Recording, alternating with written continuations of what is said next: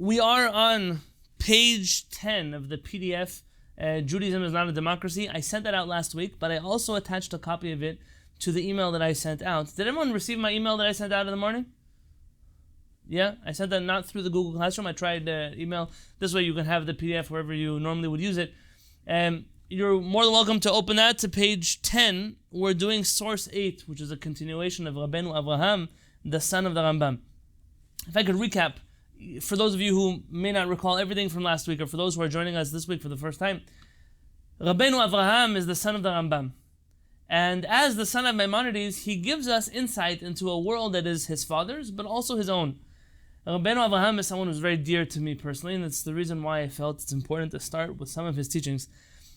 Today is the second half of the puzzle that we began last week.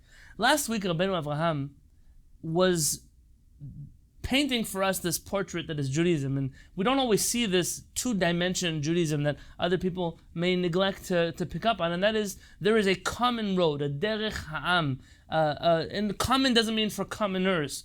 Common means there is a type of Judaism, an observance of Judaism that is common across all the Jewish people. It doesn't make a difference how righteous you are or not, how pious you are or not, man, woman, child, Levi, Kohen. There are mitzvot that are common mitzvot. Just like Yehoshua, the son of Nun, even if he's on his way to the conquest of Yericho, he still has an obligation to observe Torah mitzvot, he still has to observe Shabbat, he still has to sit inside of a sukkah. We also have the same obligation. Just like we're obligated not to speak Lashon Hara about other people, our leaders are also forbidden from speaking Lashon Hara about other people.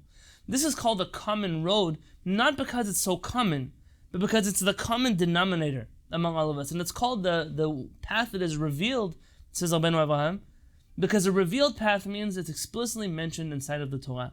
Things that are not explicitly mentioned in the Torah or by our rabbis are not punishable in a court of law, and therefore it could be that you have a personal reckoning with the creator of the universe, things you know you could do better, but we can't obligate you in that kind of relationship that only you and your creator can know about. And that's the breakdown between the common road and then what he calls the intimate road, or the intimate path. Once someone has finished all of the mitzvot on the common level, in the way that is common to every person, they now are allowed to proceed onto what we call the intimate road, which is going to be not a quantity, more mitzvot, but enhancing the quality of mitzvot. And I think oftentimes we conflate those things. We think that if I'm doing more mitzvot, then I'm somehow doing more, but really HaKadosh Baruch Hu is not asking for creating new mitzvot. 613 are plenty. He wants us to do mitzvot better. And that's what Rabbeinu Avraham is going to explain to us today. So I'm on top of page 10 in the right column. Different degrees of observance. Umitoch kach, so based on what I've just explained to you until now, yitba'er lecha, it should be clear to you, ki en b'marbit derech ha'am hevdelei darga, that for the most part, in the common road, there's not so much room for varied levels of observance. Ki en dargat beinayim ben ochel isur, there's really no middle ground between someone who eats kasher food and someone who does not eat kasher food. So contrary to what we spoke about last week after the shiur, eating foods that are kasher but don't have some logo on them doesn't make one middle ground kosher. There's either I'm eating kasher or I'm not eating kasher. There's no room for gray area there. Ben mechalel Shabbat v'sheino mechalel Shabbat. There's no way to have a gray area between one who observes Shabbat and one who does not. אלא כל אדם מישראל, או שהוא מקיים דרך העם הזו, או שהוא חוטא בה. Every Jewish person either is walking on this path, or they're not walking on this path.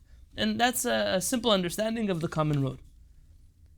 On page 10, the next paragraph. ואם קיים הבדל דרגה, and if there is any possibility for varied levels of observance here, אין זה אלא במספר המצוות, או במספר הפעמים שהוא עובר על אותה מצווה. There's only varied levels in terms of how often or how many times one does the said mitzvah or violates that avera. So for example, כי יוכל היות שעובר על חוקה מפורשת עולה עבירתו כעבירה גדולה, מיות נוטש כמה מצוות עשר ועובר על כמה להבין. It could be that a person, by doing one avera, they're trampling on many more averot in the process.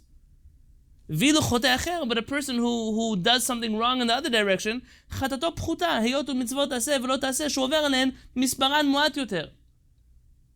So imagine this. Somebody who eats, I don't know, what's the big crime nowadays in the Jewish community? You eat your vegetables without washing them and soaking them properly. I don't know, they're insects. So what's the worst case scenario here that could happen? How many averot could you violate with one piece of lettuce? A worm in your lettuce. Someone help me out here.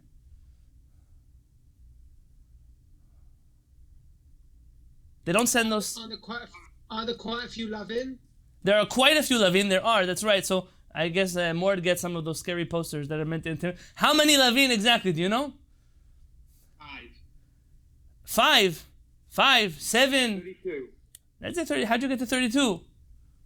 No idea. No idea. Oh, we're gonna get to 32 though. Don't worry.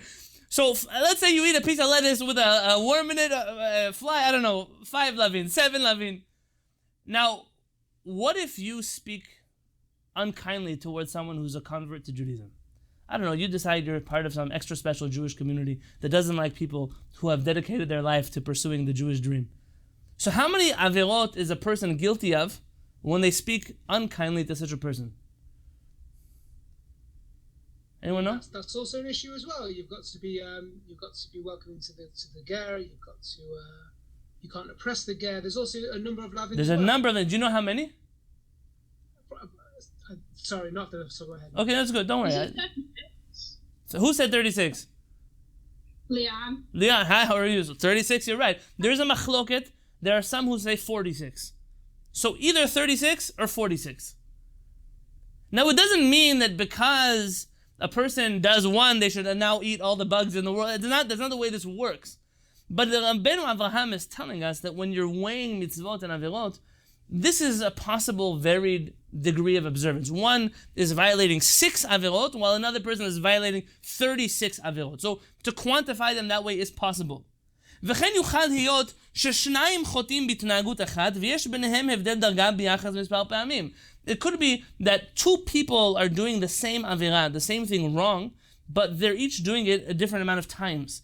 אין דומה עבירתו של מי שלא עשה ציצית על טלית שהוא לובשה יום יום, או מי שהתמיד בהקפת פאותיו, לעבירתו של מי שלבש פעם בחייו בלא ציצית, טלית החייבת בציצית, או הקיף פאותיו פעם אחת ויחידה.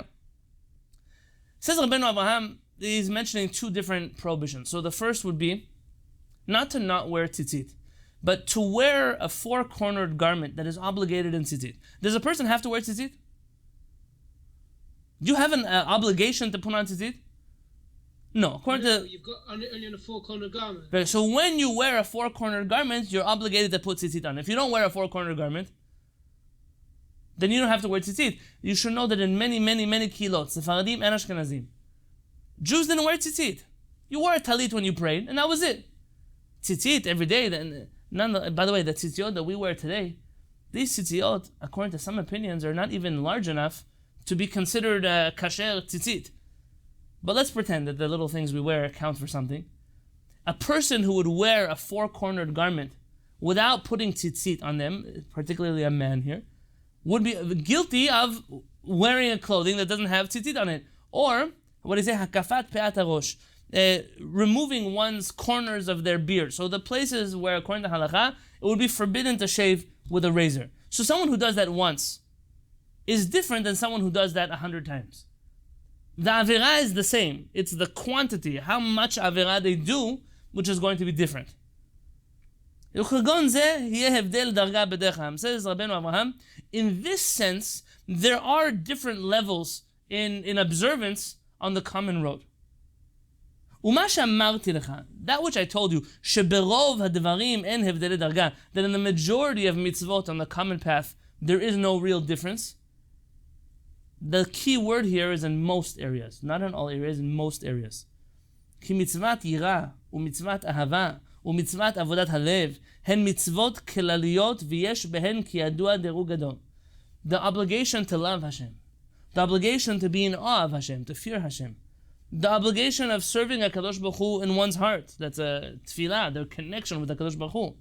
These are common mitzvot, but have varied levels of observance, of connection with HaKadosh Baruch Hu.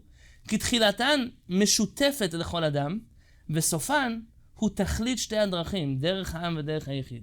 These mitzvot that we mentioned, normally mitzvot that have to do with the creator of the universe and our relationship with the creator, they begin on the common road. But as we grow in them, we'll reach the most extreme levels of the intimate path of HaKadosh Baruch Hu. So we're all obligated on a basic level, but the more we improve on those mitzvot, the more onto the intimate road we reach. ואילו המצוות המעשיות, כמו שבארנו לאל, אין הבדלי דרגה בעשייתן. But in regards to other practical mitzvot, tzitzit, tefillin, kashrut, we're going to talk about Shabbat in just a moment, so I'm not bringing it up yet. Those mitzvot are pretty standard. You either do them or you don't do them. This concept of extras in mitzvot doesn't exist in a classical type of Judaism. I want to bring your attention to sources 9 and 10 here in the source sheet. That's on page 11.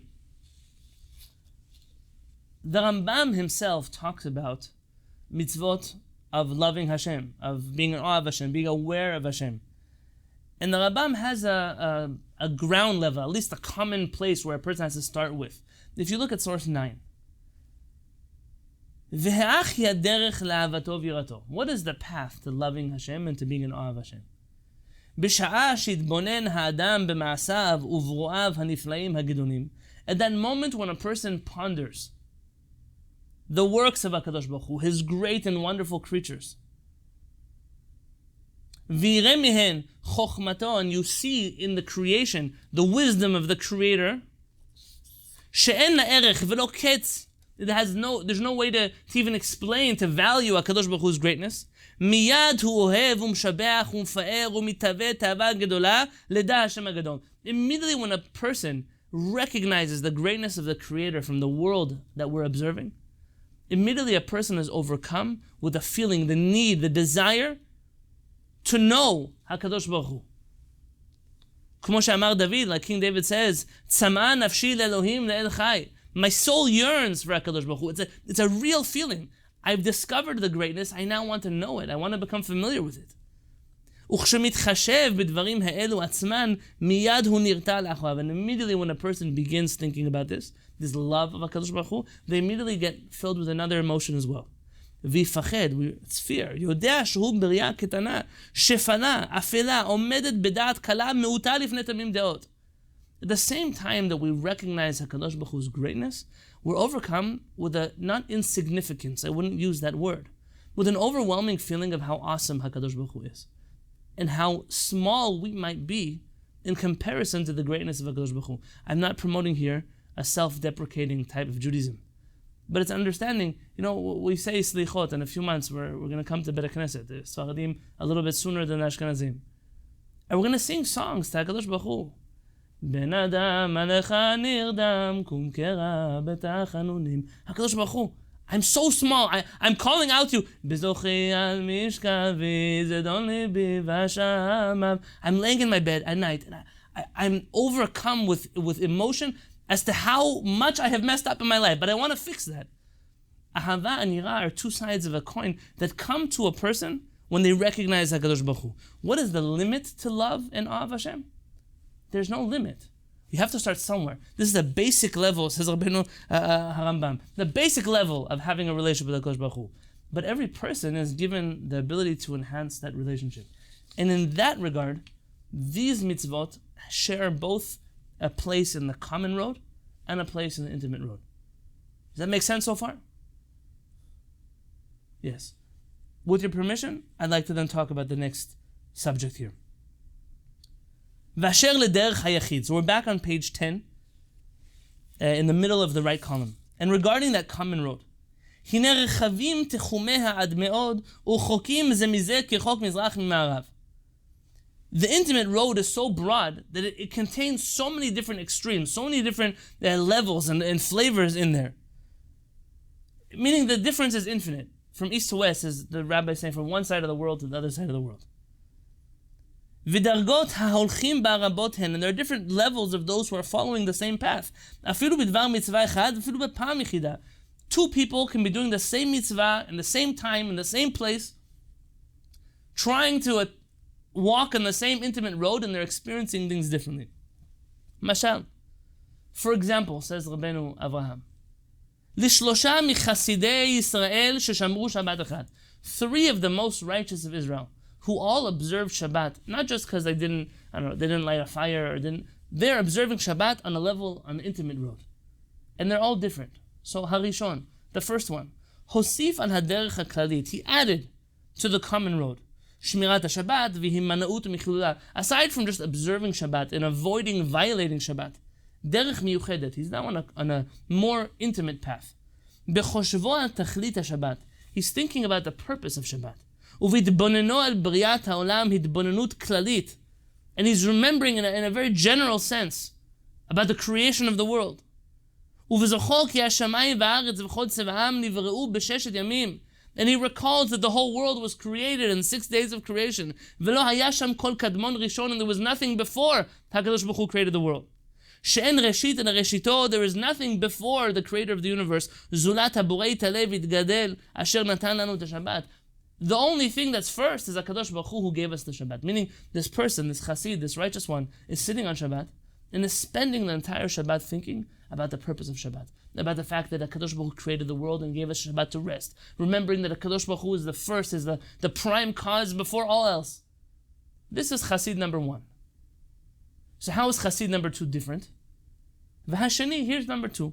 דרכו המיוחדת היא בכך שהתבונן בדבר באורח מפורט, כלומר נתן דעתו על מה שחשב הראשון, ונוסף על כך התבונן בכללות העולם, ובמה שניתן לו להבחין מתוך פרטיו. This one is not doing more in quantity, but is doing more in quality. He's thinking about the same things the first chassid was thinking of.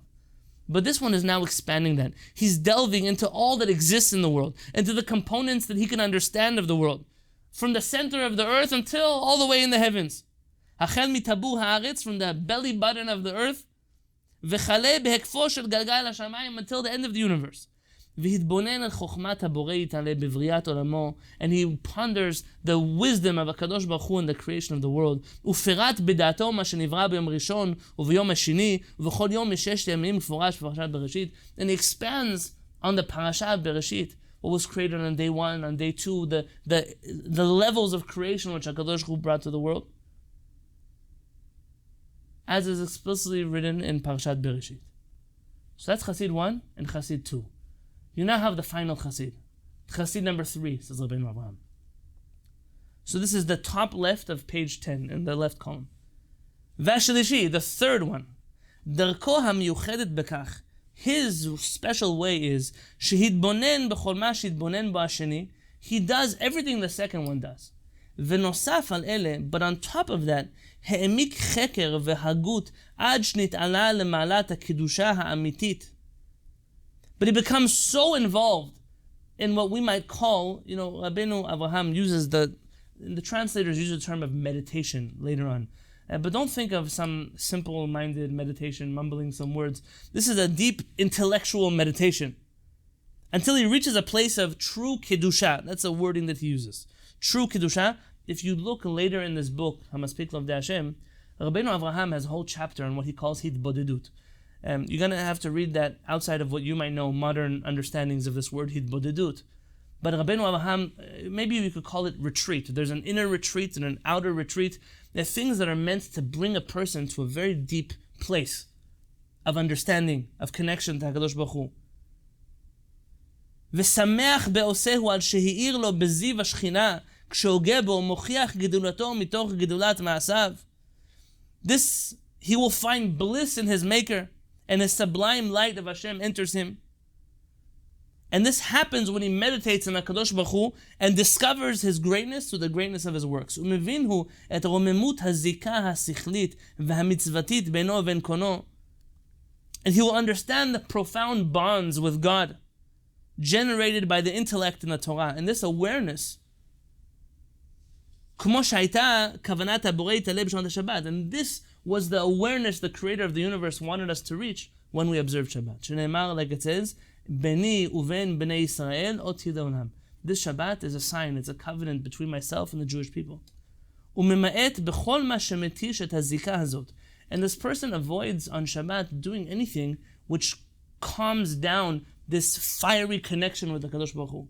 ולכן נמנע מאכילה ושתייה ביום השבת, לבל יפסיקוהו מהגותו. This person may even end up not eating and drinking abundantly on Shabbat, because that holds him back from experiencing HaKadosh Baruch Hu properly. ונמנע משיחה שאיננה ממין העניין, ואין צורך לומר משיחה בטלה. And this person not only does he not have common conversations, but doesn't get involved in any type of conversation which would distract him from this deep connection, this meditation, this place that he's in, this level of Kedusha, Rabbeinu Avraham says, that he was in during Shabbat. Now before you jump on me, that this sounds really fanatic, you have to remember, Rabbeinu Avraham is talking now about level 3, this is black belt chassid, this is the top of the food chain chassid. This is not the common road, it's not even the common of the pious, this is the pious of the pious. And then you have to ask yourself an interesting question, are you really allowed to fast on Shabbat? Are you allowed to not eat on Shabbat? So maybe you look with me in sources 11 to 13. I just wanted to take a short tangent in that direction to answer that question.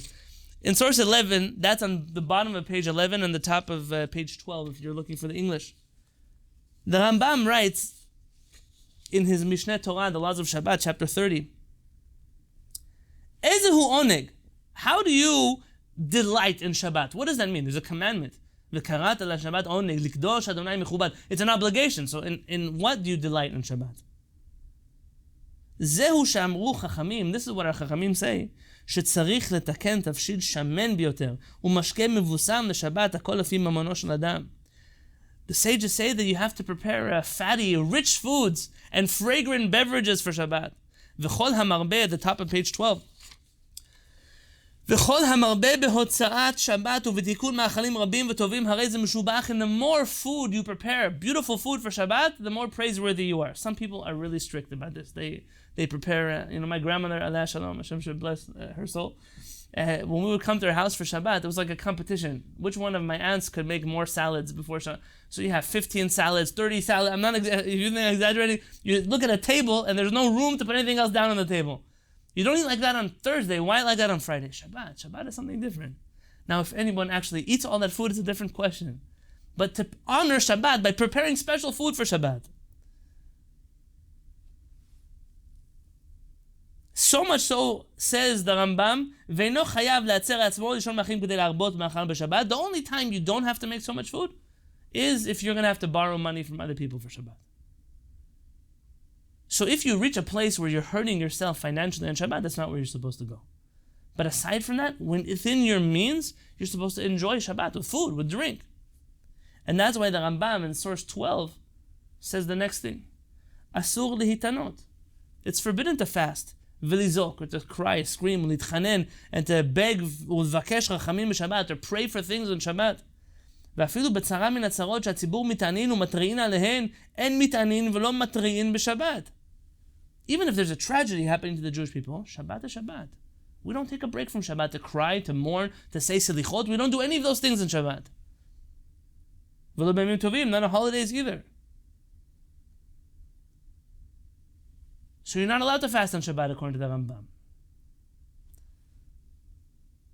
But if you look in Maran's Shulchan Aruch, in source 13, Maran rules this lahalacha. Asur lehitanot b'Shabbat ad vav shaot. It's forbidden to fast on Shabbat until 6 hours, meaning there's a certain time where you have to just eat on Shabbat. The Rama writes, v'afilu lomed u'mitpalel asur. Even if you're learning or you're praying, and that's why you're not eating, because you're so involved in Shabbat, you still have to eat. You still have to drink something. By the way, for those who go to Batei Knesset where they pray late, and then they pray, it's not just they start late. Some places they start late and they end early. They do everything in an hour. They're not those. They're because they start late and then they also end very late.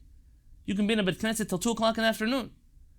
If a person doesn't drink something, at least a glass of tea or coffee, you're fasting on Shabbat, which is forbidden. But Maran adds, Yesh omrim, there are some say, she'adam, that a person, she'mezik lo ha'achila, that eating on Shabbat harms them. Oneg hu lo shelo lechol. And therefore it's an oneg for him. It's a pleasure for him not to eat on Shabbat. Lo yochal. That person doesn't have to eat. Rama even says someone who finds delight in weeping I don't want to offend any of the Lithuanian Jews among us. Someone who finds joy in being sad. I'm just a joke. Someone who finds joy in being sad. This person, according to the Ramah, is allowed to cry in Shabbat also. Now, somebody wanted to say that Rabbeinu Avraham rules against his father, and he's agreeing with his opinion in Maran that says that if you fast, he wasn't aware of Maran, but this idea that if fasting was good for your Shabbat, then it's okay. I don't see Rabbeinu Avraham as saying that you don't eat at all. Just that a person avoids excessive eating. You know, when you eat too much and then you can't think about anything, you can't read a book anymore, you're a little bit, you're done already. So a chassid is careful not to eat that much, that's all. They don't want to. I was once at a Shabbat table, forgive me for sharing this story. I was once at a Shabbat table. You know, for the men here, I asked you to take musar. I don't know what world some men were raised in, but there are things they let men do in public that even animals wouldn't do them in public. Somehow it's okay because it's a man. I was at someone's Shabbat table. I won't tell you where. It was not in San Diego. And the guy had this huge pot of cholent. And he ate. He ate. And at the end of the meal, we're still at the table. Now all the guests are at the table. He gets up in the table and he undoes his pants buckle and he opens a button in his pants. He lays back in his chair and he lets out like a sound of a shofar on Rosh Hashanah. And I'm looking at this person and I said something like, Shabbos. Like, well, something like that. Like, this is what Shabbat feels like. A chassid realizes that even a commoner can't act like that on Shabbat. Someone on the pious road. But how much more so someone who's really a chassid? Someone who's truly a chassid will say, I'm going to avoid things that distract me from the proper thoughts that I'm supposed to have on Shabbat. And I believe that's the only thing Rabbeinu Avraham is referring to when he talks about not eating or drinking on Shabbat, in my opinion. Any thoughts on what I shared so far? So where does Yom Kippur come in from this point? If you're looking at it on face value, is Yom Kippur officially not you fast on Shabbos, if it lands on Shabbos? So you're saying what happens when they collide with each other, why we fast on Shabbat on Yom Kippur? Yeah, because going off face value, it seems that we shouldn't be doing that. Listen, I wish you were right, because those weeks those years that Yom Kippurim falls out on Shabbat, I always feel like I lost the Shabbat. But the truth is that our rabbis learned this from a derasha. The Torah says Shabbat Shabbaton Hilachem, that it's a Shabbat Shabbaton. That Yom Kippur is not just a Shabbat, it's the Shabbat of Shabbatot, which means that if they were to be falling out on the same day, Yom Kippur trumps Shabbat. And because it is the Shabbat of Shabbatot. If it wasn't for that, you're right, we wouldn't, like any other fast that would fall out on Shabbat, even Tisha B'Av falls on Shabbat, we push it off for the simple reason that we cannot fast on Shabbat. If it wasn't for that particular pasuk, that verse, we wouldn't fast on Yom Kippurim on Shabbat. That's a good point. Okay, let's read a little more. ובסוף דרכו השיג בפנימיותו יראת אדוני ואהבת שמיים ותשוקת אל חי עד כדי כך שאפילו איברי גופו תובעים את מזונם אינו מרגיש רעב. This person has reached a high level of connection to HaKadosh Baruch Hu that even though his body would normally desire food, it's not hungry anymore. He's satisfied his physical needs with his Shabbat experience. Because his soul is satiated with what it's experiencing. כמו שאמר דוד, like David Melech says, וקולות מתדפקים על אוזנו והוא תפוס בשערפיו ולא ישמעם. בשערפיו ולא ישמעם. This person is learning, they're observing, they're meditating on the Shabbat table, and they hear noise, they hear sounds, but they don't really hear them. They're not processing them. They're somewhere else. They're in a different place. I once in my life, I visited the home of Chacham Ovadia Yosef, and I was then teaching at a seminary. We came in, it was myself, another rabbi, the principal, and some 30 seminary girls. We come into Rabbi Yosef's office. Was a very small place. It wasn't a house, a living room and his little office. We came in, and it was noisy. A lot of us, we came into the room. Rabbi Yosef was there. I remember he was sitting, he was writing. There were 40 books open in front of him, 50 books open in front of him. He was writing. He had his glasses would hang from his ear. He was like this. And we waited there for a few minutes till someone had to go over to him to tell him that we were in the room. It was in a different place. It was in a different experience. There are people like that. That they're where they are in their limut Torah and in their connection with the Kadosh Baruch Hu is different. ובזאת יגיע בדרכו המיוחדת אל מחוז חפצו ומשאת נפשו, כמו שנאמר, and this person is reaching the ultimate goal. אין ספק כי גדול ורב ההבדל בין דרך השלישי בשמירת השבת ובין דרך השני, וכן רב ההבדל בין דרך השני והראשון, ועל אחת כמה וכמה גדול ההבדל בין דרך השני והראשון. There's no doubt that there's a tremendous difference between level 3 and level 2 and level 1, and how much more so between any of those levels and the common road of the way regular people do Shabbat. ועל פי המשל הזה, based on this, תתבארנה שאר דרכי יחידים. You can now understand the rest of the intimate approaches. כי אין דומה מי שלא השיג בדרכו המיוחדת בעניין מאכלות אסורות, אלא זאת בלבד, שלא יאכל בשר בחילה גסה ולא ישתכר ביין, למי שהגיע למדרגה שנאמר, דיו בקו חרובים מערב שבת ערב שבת. And therefore you want to think about what does it mean a person in terms of kashrut is following an intimate road as opposed to the common road. So there's a person who's careful where they don't stuff themselves with meat, they don't get drunk with wine, they drink, but they don't get drunk. So a person, like it says in the Talmud, he was sufficed with a little bit of carob. You're talking about Rabbi Shimon Bar Yochai, you're talking about other Chachamim. They all ate very little and that's all they needed. It's not that they were suffering, they're not afflicting themselves. That's all they needed to get through their day, their week, their month, their Shabbat.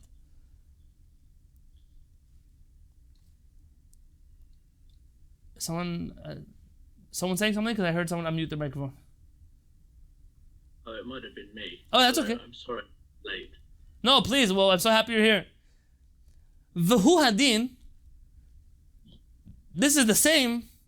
B'shar d'chei yichidim hanizgavot, and all the other intimate paths. תחומה של כל אחת מהן רחב, והבדל בין ההולכים בהן גדול ורב. Every intimate road is different. Every person who's on it follows a different trait. If I'm going to skip to the end of that paragraph, כי אין דומה פרישות אליהו ואלישע לפרישות שאר הנביאים, ואין דומה הנבט משה לנבט כל אדם. אליהו הנביא, rabbi and student, Eliyahu and Elisha.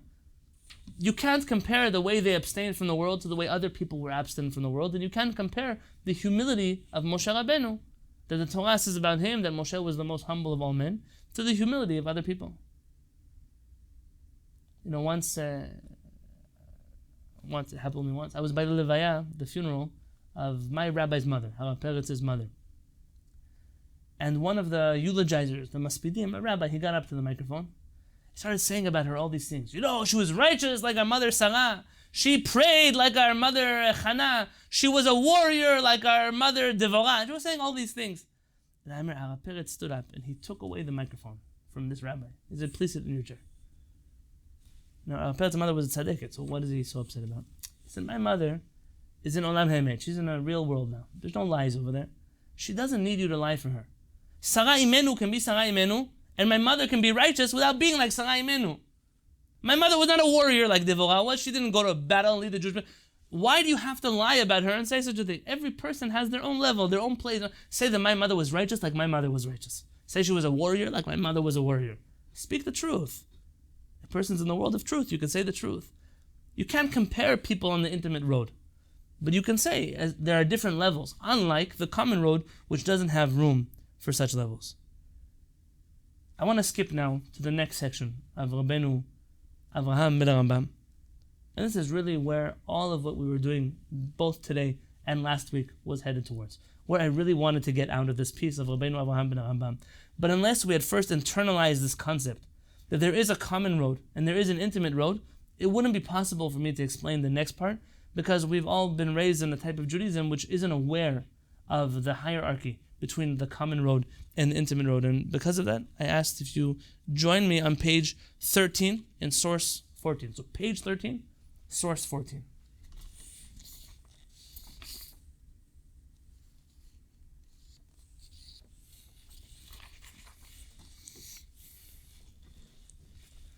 The proper order.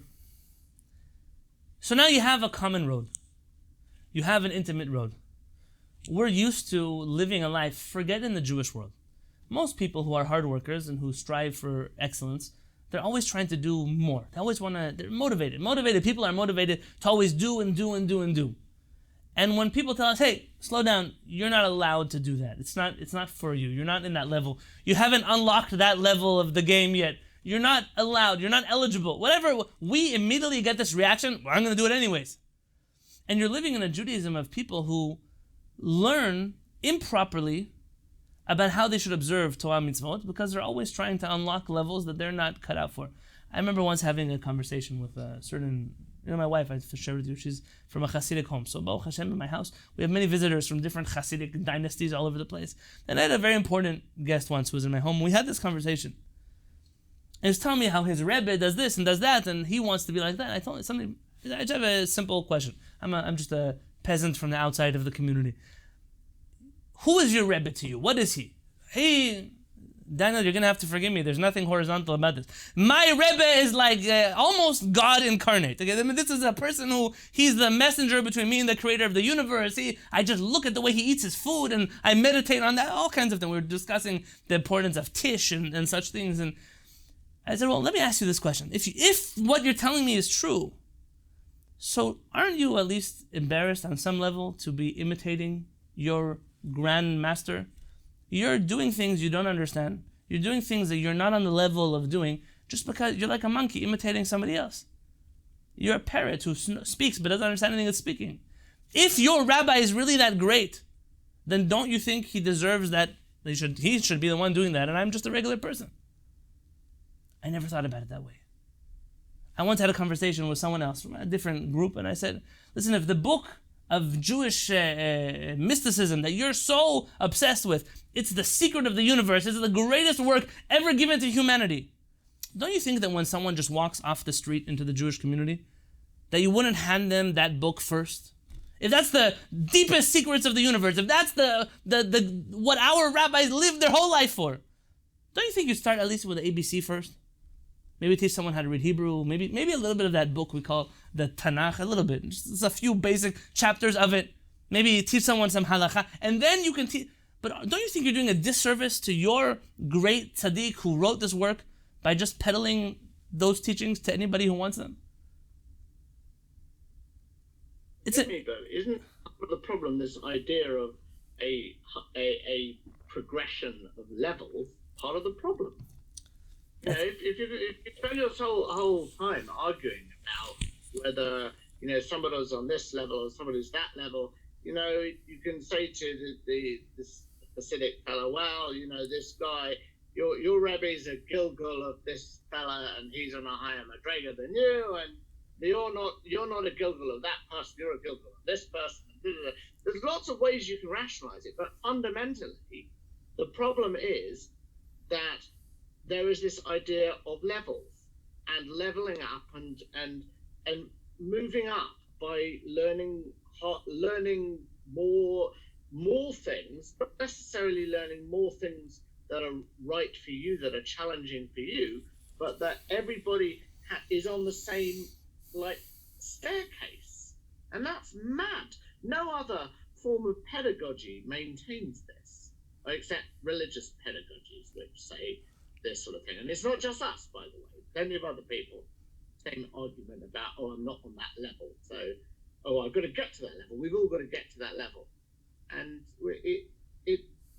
and so you end up with this idea, this mental model of whatever level you're on, and I'm not on the level of the Zohar or anything. So I'm on the level of making sure that my Pesach is properly kasher. So I'm going to make sure I'm going to go and get hechshed tin foil, right? And I'm going to be machmir about every possible thing about Pesach because that's where I'm at. So, but why would we? It's invidious, is what I'm saying. I think respectfully that you're conflating. The examples you gave are telling of how you're viewing the model, and that is. Nowhere did they're real examples. I mean, those are real life examples. That's why you use them. Nowhere in Rabbeinu Abraham's writings would he suggest that someone who's a Chassid, who's now following the intimate road of Pesach, is going to cover their countertops with aluminum foil or only buy water bottles with a kosher certification on it. Rather, it would have to do with the end game of how this Pesach feels in their what levels of Kedusha are they reaching in this type of observance. And in any type of our Jewish faith, regardless of, and I intentionally didn't mention any Kabbalistic works by name. Even in the Rambam's writings, there are varied levels of connection that a person has with the Kadosh Baruch Hu, and those are accomplished through observance of Torah mitzvot. So there's a superficial level of observance, that not superficial in a negative way. It's a common level of observance that we're all obligated in, and then there's a deeper, not more quantitative, more qualitative level of observance, which reaches us to a much different place. It's the more wholesome place. Perhaps what Rabbeinu Avraham was mentioning last week. The Rambam mentions giving reasons to mitzvot, not so that you can not do them, but understanding what is the purpose. If HaKadosh Baruch Hu gave me a day off every week, what am I supposed to be using it for? To play board games? Or is it meant, for some people that might be the answer. It's a day where I just get to be myself. For a Chassid, that's a day where I have 25 hours to be bothered by nothing else aside from deep connection with HaKadosh Baruch Hu and introspection to myself and my life. And that's most definitely a level of observance, and I don't think that everyone is cut out for that level. And I don't think that there's anything wrong with saying that there are such levels. What is wrong is what we're about to talk about right now. The proper order. If I can, I want to read, and B'ezrat Hashem. Page 13, source 14. Before we begin anything, Nomar, we have to say, כי השקפה הנכונה והסדר הנאות מחייבים לנקוט תחילה בדרך הגלויה. That proper outlook, proper perspective in Judaism maintains that the proper order is to first adhere to the revealed common road. כי טעות גסה היא, it's a terrible mistake. שיהיה פלוני מוחזק חסיד בעיניו, that so-and-so, Ploni, Mr. So-and-so, Mrs. So-and-so, should be considered a righteous person in their own eyes, or be'enei zulato, or in the eyes of those who, their friends, their people who are familiar with them. Mipnei shesharui hu belo isha, because somehow he lives without any wife, or marbe betzom, or he fasts all day long, or mima'et ba'achila, and he doesn't eat so much, or lovesh malbush gash shel tzemer, or he wears some, you might not be familiar with this part of the, wears some kind of clothing that is uncomfortable. It's meant to afflict a person's body. These are all customs, by the way. What? Hair shirt. Yeah. What shirt? Hair shirt. Okay, that must be in the English that's real English and not in my English. Yeah, that's really, that's a sort of monastic thing. It's like that sort of like the sack, exactly. You find Mordechai is wearing such clothing in the story of Purim. Very good, that's correct. Umeidach, at the same time, this person is not married, and this person is not eating food, and they're fasting, and they're wearing such clothing. Meidach over al kama mitzvot aseh v'lo taseh. The same person simultaneously violates numerous other mitzvot. אלא כמו שאמרו חז"ל, so like our rabbis say, מסכת אבות, ולא עם הארץ חסיד. Ignoramus cannot also be a pious person. You cannot be a chassid and be an עם הארץ at the same time. כי עם הארץ חוטא במה שאינו יודע. An ignoramus will sin because they don't even know the laws that they're violating. They don't even know enough to know what they're violating. So how can a person be a chassid? They can't even complete the common road first.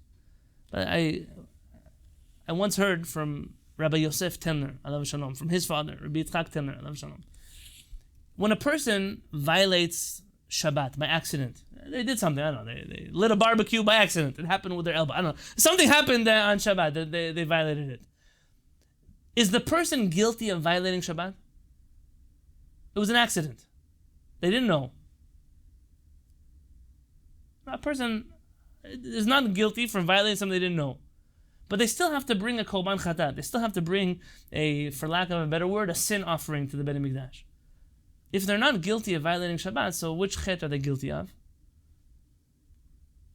Rabbi Yitzchak Temner says they're guilty of the chet of being an ignoramus.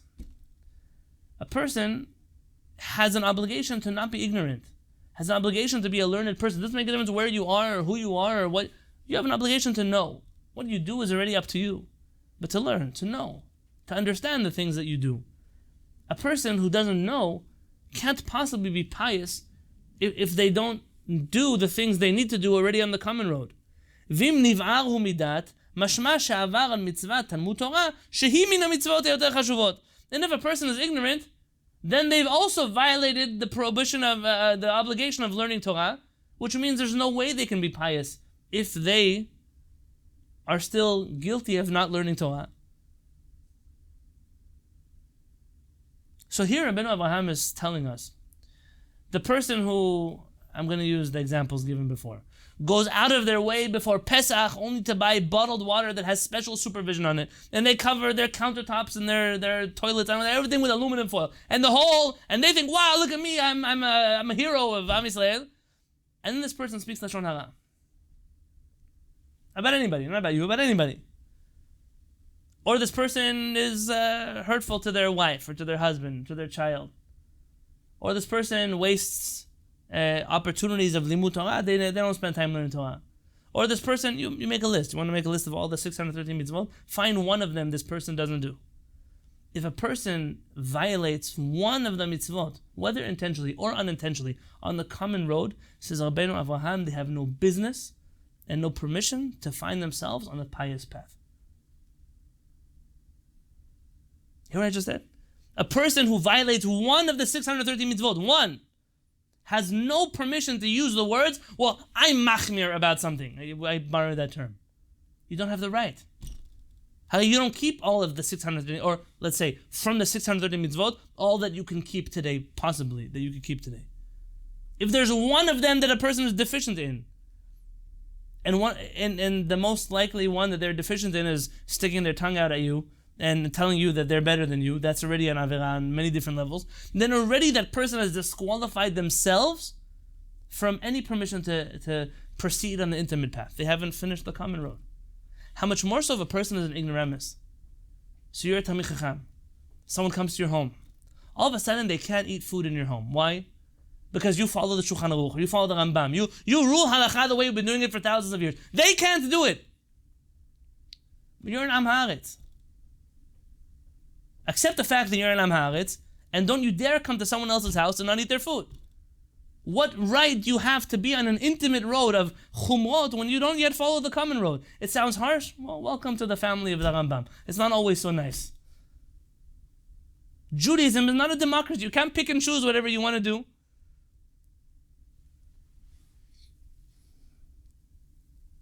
Ukvar amar, mi she'alecha litchashev b'ma'amaro. There already is a rabbi who said things that you are obligated to listen to what he said. It's interesting, Rabbeinu Avraham doesn't mention his name. He's referring to Rabbeinu Bachye ibn Pakuda, otherwise known as Rabbeinu Bachaye.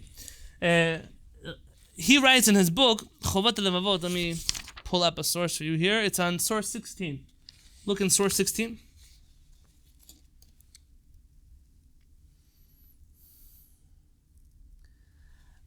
אך אם תראה לקבל על עצמך מתוספת הרשות, כי במצוות מה שתוכל עליו, אחר שתמלא חובותיך מן המצוות לאהבת חסד, אחר שיהיה מסכים בם שכלך ורחוק מתאוותך, יהיה טוב. If you see fit to take on yourself additional duties, what you can beyond what is required, then, provided you are fulfilling those that are obligatory, and that your motive is love of piety, and after your understanding has examined it and agreed, and that it is far from lusts, then the resolution is good. So a few things. If you desire to take on yourself additional duties beyond what is required, there are conditions. It's provided you are fulfilling those that are obligatory, that your motive is love of piety, that your mind intellectually understands what it is that you're doing, and the last one, that it is far from lust. What kind of mitzvot do you do for lust? People do mitzvot to get respect. People should treat them a certain way. You want to be part of a certain community, a certain country club in the Jewish, whatever it would be that you want to get into. Then any one of those steps have been violated, and therefore you have no permission to take on additional duties. And that's why he ends off and he says, and one of the pious would say, Amar echad min hachasidim, mi she'en lo tosefet, en lo chova. He who does no more than his duty is not doing his duty. Remember, who's speaking here? A regular person? A chassid is speaking here, a pious person. So the chassid is saying, if you don't do chassidut, if you don't do more, you're not doing anything. But, ven hatosefet mitkabelet ad shtipara chova. But none of the extra acts are accepted by Kadosh Baruch Hu until one first fulfills the obligatory duties. So the Chassid is saying, I'm encouraging everyone to reach a place where you're fulfilling all the 613 mitzvot, and now you can do more. But don't you dare think that if you do more and you're lacking in any one of the 613 mitzvot, that any of it will be accepted in front of HaKadosh Baruch Hu. So to the people who we were talking about last week, who've made anyone's life here difficult in any level because of their observance, you shouldn't feel anything to them other than, wow, this person thinks they're so pious, but really they don't even have a right to be on the road of piety because they haven't fulfilled their obligation on the common road yet. And the fact that they don't know that and they don't understand that, well, you should pity them. But you, for yourself, be confident. You're still working, like me, like everyone else, on the common road. And when these people want to start, I don't know, flying on magic carpets, whatever it is they know how to do, they'll do it. But they have to be ready for it. And most likely, if they're engaging in you and speaking about you or telling you anything about the way you're doing something, most likely they haven't perfected their 613 commandments yet, which means in Judaism at least, I don't know which other religion, but in Judaism at least, they don't have the right to do any of the mitzvot that they're doing. And not only they don't have the right, you can't steal mitzvot. So you can't do mitzvot and then, oh, Kadosh Baruch Hu, look what I did. When Hashem says, you didn't do them for me. I don't let you do them yet. So they're not even acceptable to HaKadosh Baruch Hu yet. They won't even get the brownie points they think they're going to be getting.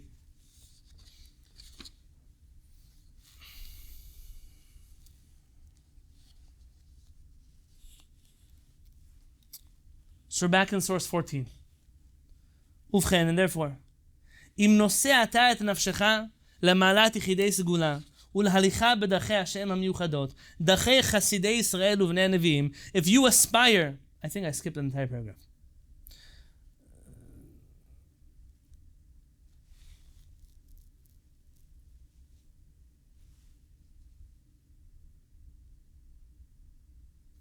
So it's the same. He's essentially paraphrasing for you what we just read together in Rabbeinu Bachya's Chovot Levavot. ובכן, and therefore, אם נושא אתה את נפשך למעלת יחידי סגולה הליכה בדרכי השם המיוחדות, if you wish to go on this pious road, you try to ascend on this intimate road, דרכי חסידי ישראל ובני הנביאים, the ways of the Hasidim and the students of the prophets, אם שואף הנך לנהוג בדרך שתרצה לפני אדוני יתעלה ויעזרך להשיג את מטרתך, if you wish to do it in a fashion that is what HaKadosh Baruch Hu desires from you, and that will actually accomplish the goals that you're set out to reach, עליך להתחיל בדרך העם הגלויה ולקיימה בשלמות. It's your obligation to first start on the common road. You want to be a pious person? Good, start in the beginning. Start on the common road. And to fulfill it בשלמות, completely. ולא להפיל דבר מכל מה שתחייב בו. And not to be deficient in any one of the things you're obligated in. ורק אחר כך תתחיל בדרך היחיד. And only after you've accomplished this, and it may take a lifetime to accomplish that, are you able to ascend onto this path which is called the intimate path. Veda, and you should know, we're in the top left of page 13. Veda, ki 10 shnot tzom, 10 years of fasting, mitoch chasidut, because you're so pious, yitkapchu lecha, will be squandered for you, will be annulled for you, ba'avon achila echad min hagezel u'min hagneva. If you eat one thing that was stolen, one food that was stolen from someone, what does stolen mean? Stolen can be many things that people think they're not stealing, but they're stealing. You can dress in clothing that is meant to afflict your soul your whole life. But one moment that you wear tzitzit that doesn't have a four-corner garment that doesn't have tzitzit on it, all of those years of piety will go out the window for you. וחיי פרוש ומתבודד בהרים במשך שנים רבות יתקפחו לך אם תשאיר בלא מזוזה בית החייב בה. And all of those years of being an ascetic person living in a hut in the middle of the wilderness, all of that will dissipate if in one doorway of your home there's no mezuzah. Because you cannot go on the road of piety unless you've accomplished the common road. By the way, Rabbeinu Avraham, remember I mentioned to you last week, was involved in a Sufi influenced group of Jews. Rabbeinu Arambam, there's a source here, 15, which we didn't do together. We're not going to get a chance to do together. I highly recommend, if you can, to read it, at least this excerpt of that The Shemona Parakim is the Rambam's book on psychology, really, if I had to give it a title. It's the Rambam's introduction to Pirkei Avot, but essentially it's the Torat HaNefesh, the wisdom of human personality in the Rambam's writings. It's a fascinating work, which is understudied in most places in the world. The Rambam there speaks about these pious people that were influenced by the Sufis to not get married and to not eat and to not drink, and he talks about the value in that. And these people are extremists. The Rambam mentions that they're extremists because they're trying to accomplish one of two things. Either they're afraid for themselves, they know they're deficient in one area, and because of that they're pushing themselves to the other extreme in the hope of balancing themselves out. It's like a calibration. The Rambam talks about this in the Mishnah Torah. The only time you could really be extreme is if you're suffering the other extreme. So you have to, if you're always sad, you might force yourself to be silly and happy all the time, but the hope is to reach a place where you can be happy and sad when it's appropriate to be happy or sad. The same thing with a person who's stingy. A person who's too stingy might have to give more money away than they're allowed to give in halakha, but they're only doing that so that at a certain point in time they can come back to a normal medium place of knowing when to give and to give proper amounts without going broke and without hoarding everything to oneself. The same thing with these Hasidim. The second thing that may have happened is the society they were in. They felt that they were living in a world that was dragging them a certain direction. And the way that they could avoid that was by pushing the other direction, so that even if they would be pulled, they wouldn't be pulled beyond the boundaries of the common law that they were not allowed to violate. But it's something you should read on your own, and maybe a conversation for a different time. And with this I'd like to end. Says Rabbeinu Avraham.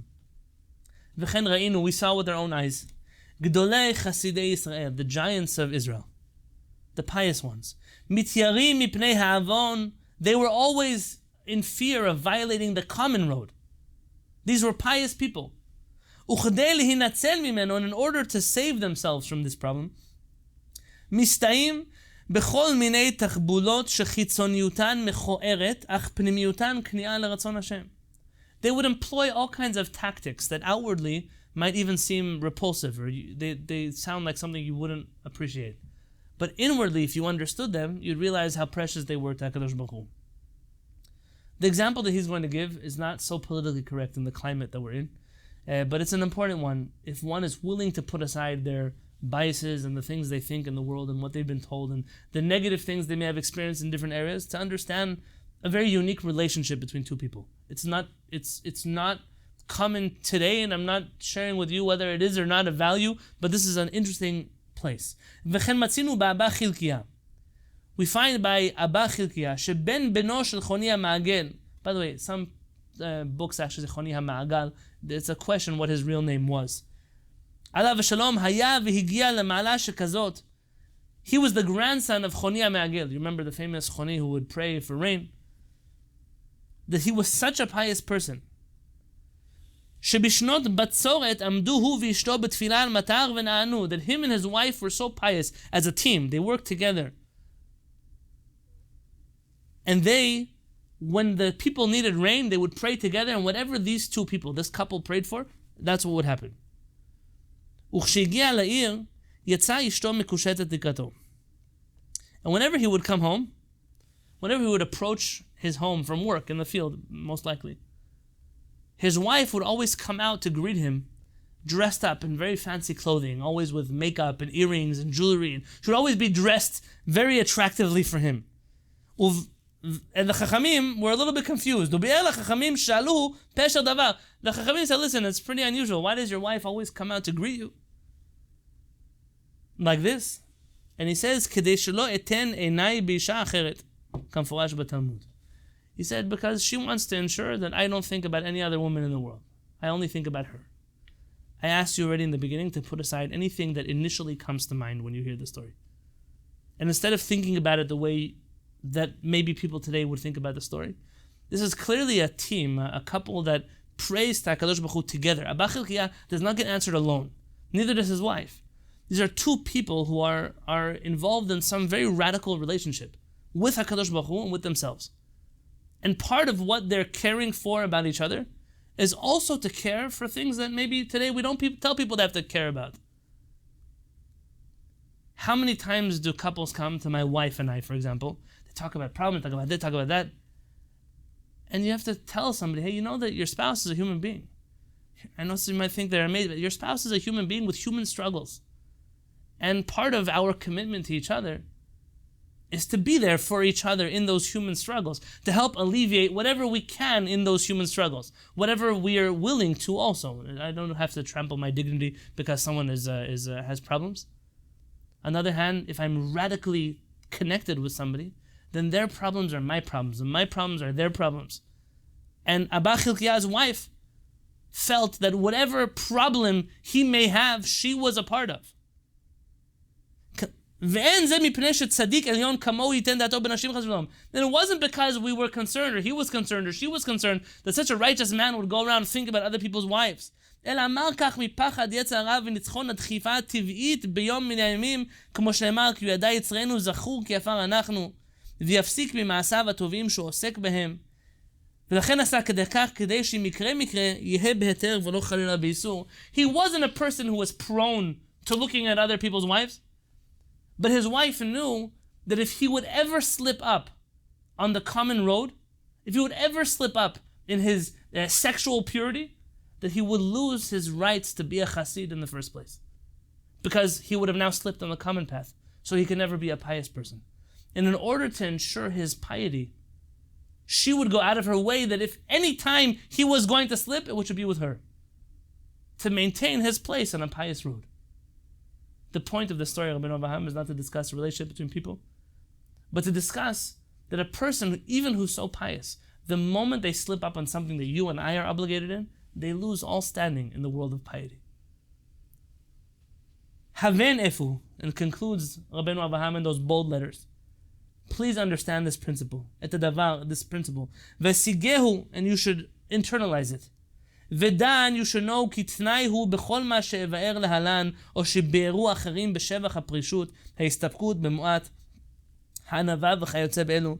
He said, know that whenever I, or anyone else in the Jewish literary works, discusses concepts of abstinence, of excessive humility, of observance in halakha on extra levels, if I could borrow that term, you should know that this is a precondition to any of those works. That if a person is not complete in the common road, they have no need and they have no right to dabble in anything outside of that common road. And so some of you are sitting here saying, okay, I think I get it, but I'm not sure. And some of you are not sure at all what was the purpose of bringing this teaching here today or last week's. And I think that the big message behind the teachings of Rabbeinu Avraham, and I don't wish to not do him a service by summarizing it this way, but how it's relevant for ourselves, for Shiviti in general, for the approach that we share in the Jewish community, is that we all view ourselves as people who are striving, not struggling, striving to be perfect tzaddikim on the common road. We have a Shulchan Aruch, you have a Rambam, I don't care which book you're following. You have a code of Jewish law. That code of Jewish law is the code of Jewish law. I'm not looking to do better than it. I'm not looking to add on to it. I'm trying every single day just to do what I need to do. If I happen to live in a community, I happen to live in a world where there are so many people who have eluded themselves into thinking that they're pious people, but the basic rules of Shulchan Aruch they don't follow. The basic decency of being a human being they don't have. So why do I have to measure myself with their ruler? We have a Torah, we have mitzvot, we have our sages who gave us the Mishnah and the Talmud. We have a Rambam, we have a Shulchan Aruch, and we have all the commentaries on those books. I didn't take them away. We have to do what we have to do. And as long as we are striving and working constantly to reaching that goal, that's what will make us tzaddikim. Too many people are not even tzaddikim on the common road, but they're so busy fooling themselves and fooling other people, and even fooling us sometimes, that they're pious people, that they're extra holy, they're ultra orthodox, they're very observant. There's a cheese here in San Diego, it comes from Israel, but in the translation on the package, it says kasher lemehadrin, kosher lemehadrin. How do you translate that into English? It says on the package, highly kosher. And I was looking at this packet of cheese. How does something become highly kosher? It's a very unusual world that you're in. Your cheese, there's no mehadrin in cheese. There's one time our rabbis use the word mehadrin by Chanukah candles. But in the general Jewish day-to-day life, we're striving to be perfect, regular people. To be normal, to be regular, to be a human being that is a decent human and a decent Jew. And that's all we're striving for. And if that's not noble enough for other people, so be it. But for ourselves, from here on out, when we learn Torah, when we learn passages of halakha, whichever letters of Chachamim we're going to bring here, whichever writings of books of works of Torah we're going to discuss here, to understand it in this context. We're not trying to be imperfect on the common road and lie to ourselves about how pious we are. We're trying to do what we need to do. That common law that is common to all of us. And B'ezrat Hashem, my blessing to you and to me and to all of us is that we should, our whole world, our whole life, Ki hem chayenu v'orech yamenu, this is our life, this is the purpose why we are here. Uvahem nehegei yamam v'layla, and this Torah we will toil day in and day out. And as long as we are doing what we need to do, you don't have to count anybody else, you don't have to think about anybody else. Focus on what you know is right. And B'ezrat Hashem, let the pious be pious. And if you are already on that level, I'm asking you to bless us all to reach there. But for now, we're just trying to be regular, run-of-the-mill tzaddikim. And I'm pretty happy with that life mission. So, God willing, we'll continue on it in the coming weeks.